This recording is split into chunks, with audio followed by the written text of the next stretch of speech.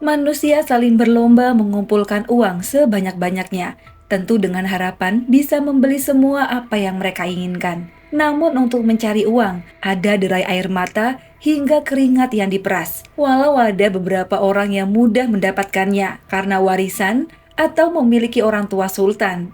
Namun banyak juga yang sangat sulit mencari uang. Walaupun sudah terseok-seok, uang tetap menjauh dari dirinya. Akhirnya tanpa adanya keimanan dalam hati, beberapa orang memutuskan untuk menempuh jalan yang salah. Mereka malah mengambil paksa uang milik orang lain, hingga membuat nyawa orang tersebut melayang sia-sia, dengan menyisakan duka yang mendalam bagi keluarga yang ditinggalkan. Seperti salah satu kasus yang terjadi pada Hari Raya Idul Fitri tahun 2024. Sebelum masuk ke awal ceritanya, Mia mau mengucapkan terima kasih banyak buat kalian yang udah klik video ini. Yang baru aja menemukannya, mohon bantu dengan subscribe dan tekan lonceng notifikasinya ya. Kita kenalan dulu dengan seorang wanita muda bernama Sherlina berusia 22 tahun. Ia merupakan seorang karyawati di salah satu toko pakaian di daerah Sukoharjo. Ia tercatat sebagai warga kecamatan Jumapolo, Karanganyar. Sudah 2 tahun ia bekerja di toko pakaian itu. Dan menyambut Lebaran Idul Fitri tahun 2024 seperti karyawan pada umumnya yang akan menerima uang pesangon atau uang THR atau uang bonus. Sherlina sudah merencanakan dengan rapi uang bonus itu akan dibagi kepada orang tuanya juga sanak keluarga. Tak lupa pastinya membahagiakan diri sendiri. Sherlina, wanita mandiri itu selalu saja memikirkan orang tuanya. Bekerja keras di masa muda dengan harapan sukses di masa depan. Namun sayang, harapannya harus kandas seiring tangisan dari orang-orang yang menyayanginya karena peristiwa pilu yang menimpa hingga mengambil nyawa gadis malang tersebut. Bermula pada tanggal 9 April tahun 2024, seperti diketahui jika Lebaran Idul Fitri jatuh pada tanggal 10 April. Sherlina berpamitan kepada orang tuanya untuk pergi bekerja sebelum libur tiba. Tak ada kecurigaan apapun yang dirasakan oleh orang tuanya. Hanya perasaan bahagia melihat putrinya selalu bercerita akan mendapat uang THR dari tempat kerjanya. Siapa sih yang tak senang mendapat bonus tahunan? Nah, singkat cerita, sang ibu yang menunggu putrinya pulang menjadi cemas. Karena malam yang kian larut, Sherlina tidak juga sampai di rumah. Tiba-tiba, ada pesan singkat nih melalui WA dari nomor putrinya yang berkata jika ia tengah menginap di rumah temannya karena kondisi hujan deras. Ini memang biasa dilakukan oleh gadis itu, sehingga orang tuanya tak begitu mempermasalahkan. Hingga Lebaran hari pertama sudah tiba, toko banyak yang tutup, semua karyawan sudah berada di kediamannya masing-masing, semua merayakan kemenangan. Sanak famili jauh dari rantau kembali bersatu di hari yang penuh kebahagiaan. Namun tidak dengan keluarga Sherlina. Wanita itu tidak kunjung pulang hingga Lebaran pertama telah berlalu. Sang ayah sudah berkali-kali menghubunginya lewat ponsel, namun tetap tidak ada balasan. Hingga pada sore harinya, ada pesan masuk namun kali ini mencurigakan. Singkat cerita, keluarga akhirnya melapor ke Polsek Sukoharjo tentang menghilangnya Sherlina. Setelah itu, mereka juga berusaha sendiri dengan bertanya ke teman putrinya, saudara, juga tetangga. Waktu berlalu. Hingga pada tanggal 13 April tahun 2024, beberapa warga desa Jatisobo, Kecamatan Polokarto, mencium adanya bau busuk yang menyengat. Sebenarnya bau tersebut sudah ada dari beberapa hari sebelumnya, namun karena bau yang dikeluarkan masih samar, warga tidak menaruh curiga pada bau tersebut. Nah, di hari Minggu tanggal 14 April, tepatnya pada pagi hari, bau tersebut kian mencurigakan. Akhirnya dengan sepakat, sekelompok warga mencari ke sekeliling hingga tempat pemakaman umum. Akhirnya, mereka berhasil menemukan sumber bau tersebut. Dalam sebuah parit yang basah, ada sesosok tubuh yang rupanya adalah jasad seorang wanita dengan keadaan yang sudah membusuk. Dengan ciri-ciri korban saat ditemukan yaitu memakai jaket rajutan berwarna abu-abu, mengenakan baju batik, dan posisi wajah tertutup plastik. Sementara dekat tubuh korban ditemukan sabuk perguruan silat, juga ada sebongkah batu yang diduga alat untuk menghabisi nyawa korban. Sontak warga Jatisobo menjadi gempar. Selanjutnya menghubungi pihak kepolisian dan aparat desa tentunya. Tim kepolisian Sukoharjo yang datang segera mengolah TKP dan menanyai saksi-saksi. perihal identitas korban yang mungkin saja warga ada yang mengenalinya. Dan dalam proses identifikasi sementara, dipastikan sebab kematiannya adalah korban pembunuhan. Selanjutnya, jasad korban dibawa ke rumah sakit untuk diotopsi lebih lanjut. Akhirnya, keluarlah hasil forensik. Korban rupanya telah tewas semenjak 5 hari sebelum ditemukan. Yang menyedihkan adalah korban diketahui sedang datang bulan saat ia dibunuh.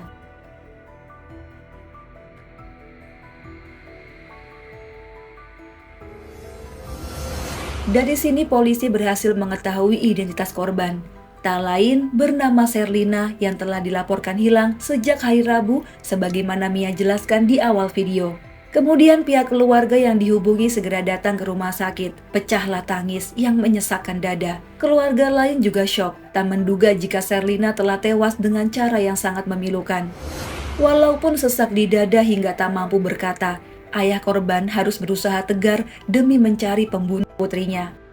Lantas ia memberikan keterangan jika putrinya kehilangan motor jenis Beat, handphone, ATM, juga uang THR yang didapatnya pada hari terakhir hidupnya.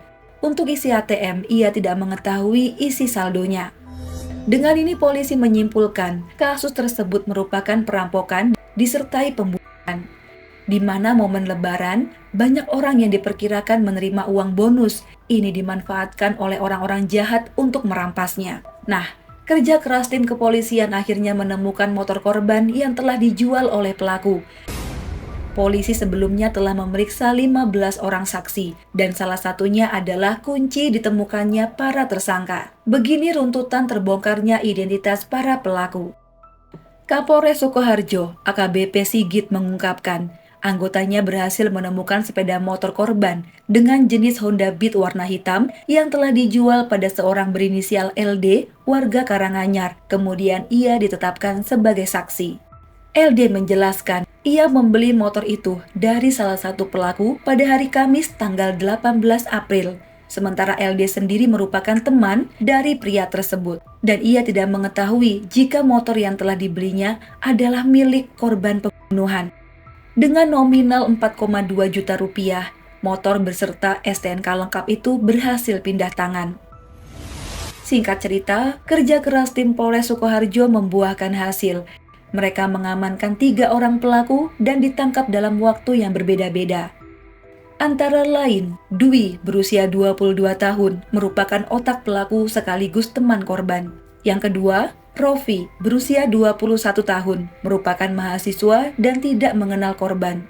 Pelaku yang ketiga adalah Gilang berusia 29 tahun merupakan teman Rofi dan ia tidak mengenal Dwi maupun korban. Polisi pun mengetahui kronologi penghabisan nyawa Sherlina. Dikutip dari media tempo.com, berdasarkan pengakuan tersangka, berawal pada tanggal 8 April, pelaku Dwi yang merupakan anggota salah satu perguruan silat yang juga teman dekat dari Sherlina menghubungi Rofi. Ia curhat bahwa sedang butuh uang. Demikian juga dengan Rofi. Keduanya sama-sama mencurahkan hati mereka karena tidak memiliki uang, apalagi untuk menyambut lebaran yang sudah di depan mata. Lama-lama obrolan mereka menjadi negatif. Dwi mulai menceritakan jika teman wanitanya atau Sherlina telah mendapatkan uang gaji. Begini kurang lebih bicaranya ya. Temanku namanya Sherlina, besok dia dapat THR dari bosnya. Katanya sih dapat 5 juta. Motornya juga bagus. Bisa lah kita habisi dia terus kita kabur aja. Nah, mendengar ini, Rofi yang tak mengenal Sherlina memastikan lagi perihal barang berharga apa yang mereka dapat dari wanita itu. Dwi menjelaskan lagi dengan sangat meyakinkan. Kan motornya bisa dijual, terus duitnya 5 juta kita bagi rata. Tapi karena aku yang punya ide, kamu dapat 2 juta aja ya. Ntar kalau motornya udah laku, kita bagi lagi duitnya. Mendengar hal ini, Rofi yang juga kepepet, ia nggak menolak. Akhirnya mereka berdua merencanakan sebuah petualangan yang nantinya akan membuat hidup mereka sengsara di jeruji besi. Tapi kalau menurut Mia, sayang ya kamar itu menampung mereka, mending langsung aja dibuang ke kandang buaya. Di lain sisi, Rofi rupanya menceritakan rencana busuk mereka ke temannya bernama Gilang. Gilang yang juga butuh uang malah ikut-ikutan. Bentar deh teman-teman, padahal Rofi kan cuma dijanjiin 2 juta, terus dia malah ngajak Gilang. Apa sebegitu murahnya ya harga seorang wanita? Sedih banget. Nyawa orang harus meninggal hanya karena uang 2 juta. Pada intinya mereka sepakat untuk mengambil motor serta uang gaji Sherlina pada malam takbiran. Nah, singkat cerita, tibalah pada tanggal 9 April. Korban yang dalam keadaan senang karena dapat uang bonus mengajak Dwi untuk menemaninya makan malam. Akhirnya Dwi membawa Sherlina ke tempat tongkrongan. Di sana sudah ada Rofi yang rupanya mengajak Gilang. Sherlina yang kaget karena dibawa ke tempat seperti itu hanya bisa pasrah dan ingin segera pulang. Namun Dwi, Rofi, dan Gilang menyuruhnya untuk ikut gabung. Sayang banget ya teman-teman, di mana orang-orang pada hilir mudik mengumandangkan takbir, Dwi dan rekan-rekannya malah mabuk lem. Tak berselang lama, karena ketiga pelaku memang sudah ada niat jahat, segera saja mengeksekusi korban dengan sabuk perguruan silat milik Dwi. Juga mengambil batu besar dan dihantamkan ke wajah korban, hingga tewas dan setelahnya dibuang ke parit tempatnya ditemukan 5 hari kemudian, atau pada tanggal 14 April 2024.